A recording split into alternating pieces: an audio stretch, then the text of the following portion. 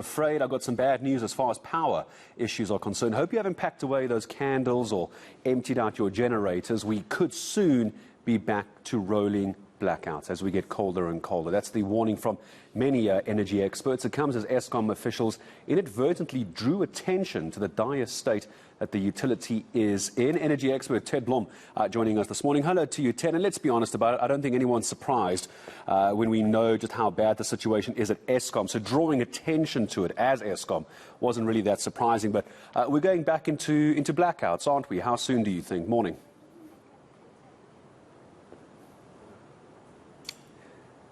Ted, are you with me? Good morning. It's Gareth. I'm just asking about the how quickly we're going to go into blackouts. I think I may have lost Ted. He might be on mute or he can't hear me. Ted, are you with me?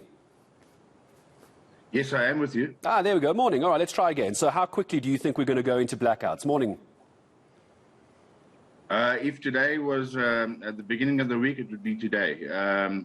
On Tuesday, they were very short of power, and that's why I then sent out the warning that the blackouts are close.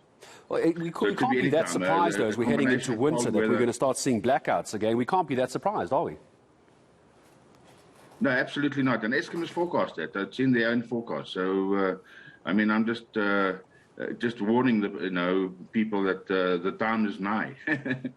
So what's caused this latest round? Let me guess. I can sort of start reciting these press releases now. There's a growing demand during peak hours. We're getting into winter, so the demand for power is going up. So we're going to have rotational load shedding, as they call it. Am I pretty much spot on? Yeah, and Kubrick 2 is still off. It'll only come back at the end of May. Why is that? What's taking so long, do you think?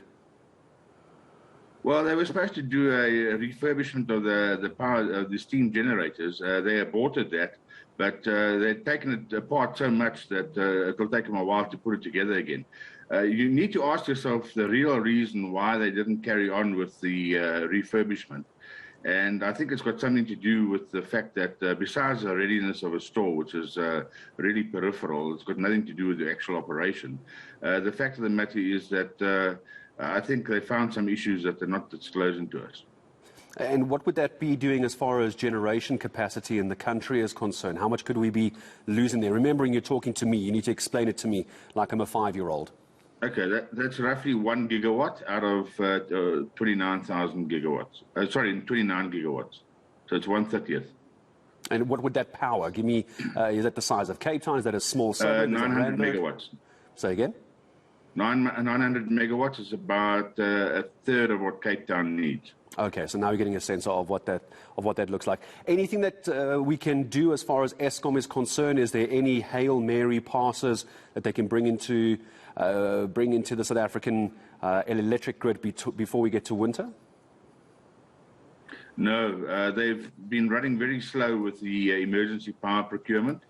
It's more than 2 years behind now, partly because of court cases, partly because it seems to me from the latest update that I got that there are problems with financial close. So the banks are not happy that the proposals that have been put on the table are bankable, and hence they're not providing the finance. So the financial close should have happened on the emergency stuff about a year and a half ago.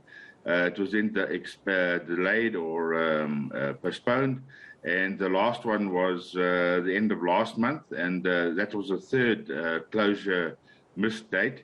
And I don't have an update as to when the next expected due date is. And emergency reserves, Ted, how are we looking for winter? What are you hearing? What is that looking like, emergency reserves for winter?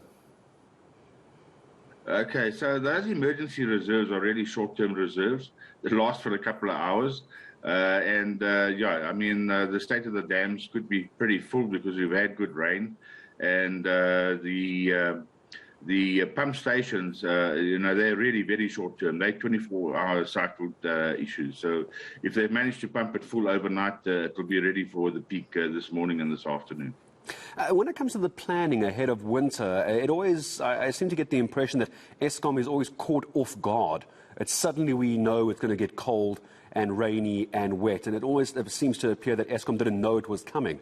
Is there a way maybe going forward there's a better way of preparing for something like this, or is it just so dire a situation that it doesn't really matter what Eskom does? Okay, so I mean, the crux of the matter is that Eskom is trying to run their grid without adequate reserves. Worldwide, the safety margin is supposed to be 15%. Now, that is when you have what was called baseload type of installations. Then you can work on a 15%. But as soon as you start tampering with the size and the configuration of your fleet, you actually need to increase the safety margin, not decrease it. Eskom at the best of times is running at less than a 7% safety margin. And that's why they're always falling over the precipice. And is there anything we can do between now and midwinter, late winter as consumers?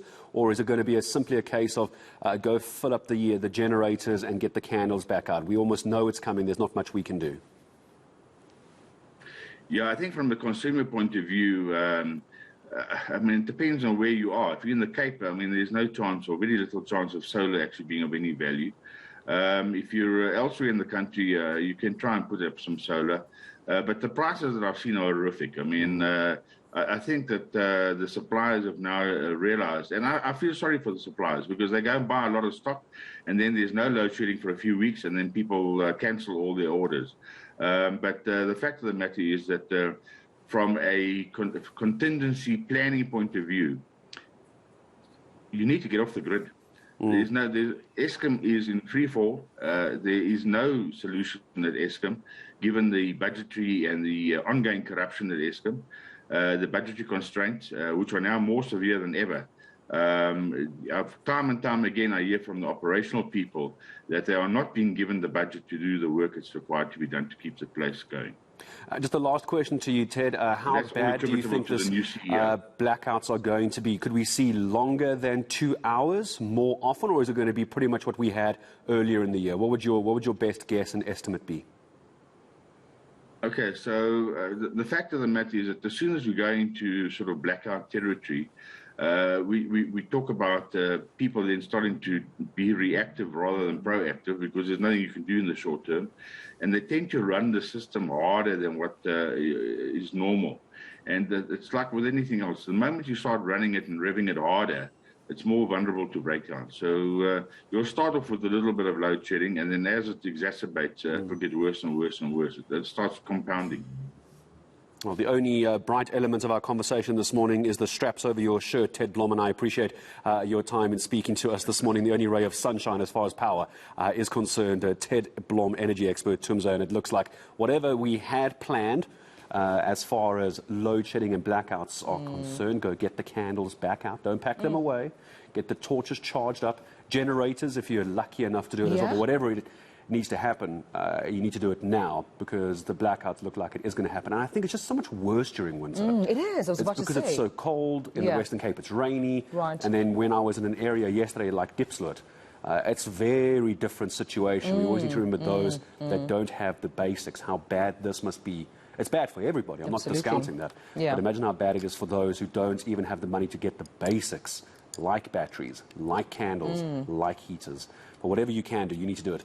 Blackouts, it looks like, are on their way again. All right.